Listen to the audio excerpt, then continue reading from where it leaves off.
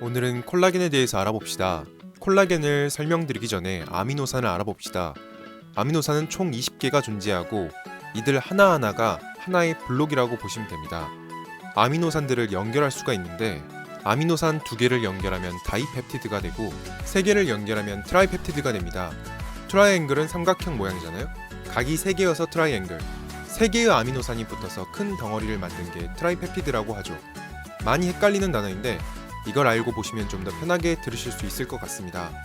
트라이펩티드가 중요한데 우리가 오늘 살펴볼 콜라겐도 트라이펩티드로 시작하고 글루타치온도 트라이펩티드입니다. 콜라겐은 3개 단위로 끊어서 볼 수 있습니다. 글리신과 프롤린 그리고 하이드록시프롤린. 이 아미노산들의 반복이 콜라겐입니다. 엄청 단순하게 반복되는 구조죠. 아미노산이 연결되면서 긴 밧줄 같은 모양이 되고 실제로 오른쪽 같이 생겼습니다. 실처럼 엮인 모양이죠. 이게 우리 피부 밑에 있는 콜라겐의 실제 모습입니다. 콜라겐은 종류가 5가지나 있습니다. 이 중에서 피부에 좋은 콜라겐은 1형과 3형이고 관절에 좋은 콜라겐은 2형입니다. 시중에 1, 3형은 묶여서 피부 영양제로, 2형은 관절 영양제로 판매되고 있습니다. 아이허브에서 파는 제품을 보면 타입 1 및 3라고 되어 있습니다. 이 제품은 피부를 위해 먹는 것이고 이 제품은 타입 2 콜라겐이 들어있어 관절을 위해 먹는 걸 알 수가 있습니다. 운동으로 연골이나 관절이 손상되신 분들이 먹으면 꽤 효과가 좋습니다. 콜라겐이 효과가 있냐 없냐 말이 정말 많은데요. 결론부터 말씀드리면 젊은 분들에게는 눈에 띄는 효과가 없고 40에서 50대 이상 분들에게는 추천드릴 수 있습니다. 먼저 콜라겐이 몸에 흡수가 되느냐부터 살펴보아야 합니다.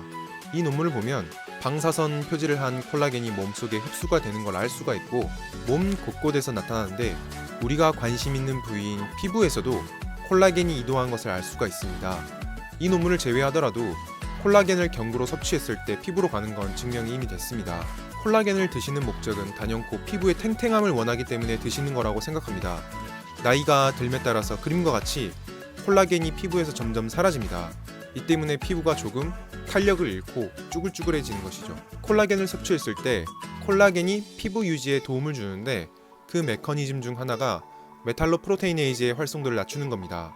간단하게 설명을 드리면 콜라겐을 없애는 사악한 놈을 억제하는 겁니다. 여기서부터 아주 흥미롭습니다. 콜라겐에 대한 접근을 바꿔야 합니다. 콜라겐을 진짜로 사람에게 투여시 효과가 있는가를 알아보는 논문인데 효과가 있습니다. 하지만 조금 더 실험 설계를 보면 평균 나이가 50대인 분들을 실험 대상으로 선정했습니다. 이론적으로 생각해 볼 때 50대 분들이 가장 효과가 극적으로 눈에 띄게 보일 거라고 생각을 하니까 실험을 이렇게 설계한 겁니다. 실험에서도 8주 이상 투여 시에 효과가 있었습니다. 이 논문에서 흥미로운 점은 2가지인데 첫 번째는 2000에서 5000 달톤이나 되는 큰 콜라겐을 먹어도 효과가 있다는 것과 두 번째는 50대 이상인 분들에게 효과가 어느 정도 증명됐다는 겁니다. 첫 번째는 2000에서 5000 달톤인 애들도 효과가 있는 것이 왜 흥미롭냐면 요즘 500달톤 이하로 저분자로 작게 쪼개서 몸에 흡수를 시키려고 노력하고 있습니다. 하지만 이 논문은 굳이 엄청 비싼 돈을 주고 완전 저분자 콜라겐을 먹지 않더라도 어느 정도 효과가 있다는 것을 알려줍니다. 그런데 왜 2000에서 5000 달톤짜리를 먹어도 효과가 있는가는 당연히 궁금할 수밖에 없습니다. 앞서 설명드렸듯이 아미노산이 합쳐지면 다이펩티드가 되고 여기서 하나 더 붙으면 트라이펩티드가 됩니다. 우리 몸에 흡수가 될 때는 이 반대 과정으로 흡수가 됩니다. 흡수가 되려면 당연히 작은 게 흡수가 잘 됩니다. 하지만 트라이펩티드도 어느 정도 흡수가 되고 다이펩티드도 흡수가 됩니다. 가장 결정적인 건 얘들도 전부 단백질입니다. 섭취 시에 우리 몸속에서 분해가 되고 분해가 되면 최종 산물은 아미노산이 됩니다. 아무리 큰 걸 먹어도 시간이 좀 걸린다 뿐이지 몸속에서 분해돼서 다 흡수가 됩니다. 이 말은 PC 콜라겐이든 나노 콜라겐이든 뭐 작은 분자량의 콜라겐을 먹으면 당연히 좋겠지만 큰 애들이 시간이 오래 걸린다 뿐이지 얘들도 흡수가 됩니다. 이 논문은 장기적으로 생성 콜라겐을 먹었을 때에 대한 논문입니다. 결과적으로 MMP1과 관련해서 피부의 콜라겐 소실을 조금 줄여줍니다. 그래프를 보시면 맨 왼쪽 첫 번째 그래프는 젊은 나이 분들의 콜라겐 수치이고 두 번째는 나이 드신 분들의 콜라겐 수치입니다. 엄청 감소하는 걸 알 수가 있는데 그러면 나이 드신 분들이 콜라겐을 지속적으로 먹었을 때 어떤 효과가 있는지 이 논문에서 극명하게 알려줍니다. 젊은 나이 때 콜라겐 수치로 돌아갈 수는 없지만 덜 줄어들더라. 이게 결론입니다. 결론적으로 첫 번째, 젊은 분들에게는 눈에 띄는 효과가 없습니다. 이미 콜라겐이 피부에 가득 찼기 때문에 더 들어갈 곳도 없습니다. 그러나 40에서 50대 분들에겐 추천드릴 수 있습니다.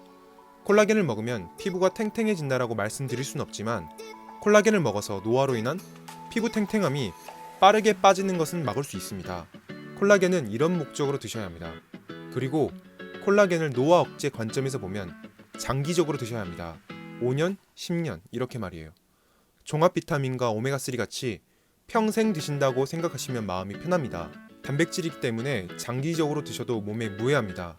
무엇보다도 가장 중요한 것은 가격입니다. 저분자 PC 콜라겐, 나노 콜라겐 다 좋습니다. 하지만 가격이 문제입니다. 오래오래 먹어야 하는데 가격이 비싸면 몇 달 먹기 힘듭니다. 그렇기 때문에 합리적인 가격으로 내 소득 수준에서 오래 먹을 수 있게 부담되지 않는 제품을 선택하시는 게 가장 좋습니다. 지금 나온 콜라겐 제품은 다 어느 정도 괜찮습니다. 흡수 속도의 차이일 뿐 장기적으로 드시면 다 비슷해집니다. 콜라겐을 먹어서 피부가 탱탱해진다 라는 주장은 아직까지 정말 논란이 많습니다. 논란이 있다는 건 조금 효과가 있을 수는 있지만 그만큼 효과가 강하지 않다는 걸 뜻하죠. 그렇지만 40에서 50대 이상부터 노화 억제 관점에서 콜라겐을 드신다면 어느 정도 효과를 보실 수 있을 거라고 생각됩니다. 오늘도 영상 시청해주셔서 감사합니다.